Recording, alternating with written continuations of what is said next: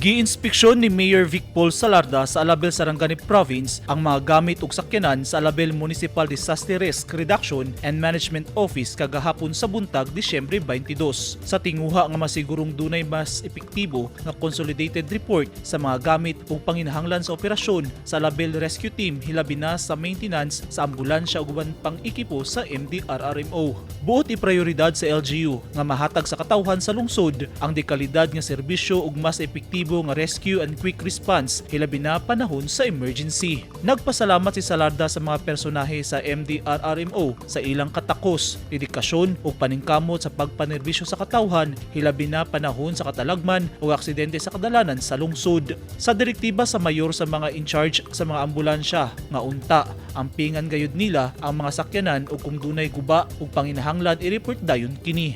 Plano sa LGU nga magdugang og palit og mga life jacket ug uban pang kagamitan alang sa operasyon sa MDRRMO. Nagbando sab ang mayor nga tutukan ang operasyon sa 24/7 nga CCTV monitoring sa Alabel. Kahinumduman nga dunay gimuntar ang LGU nga kapin sa 60 ka high definition closed circuit television camera sa poblasyon ug mga kasikbit nga barangay. Eugene Hinutan, Newsline Philippines. Stay safe.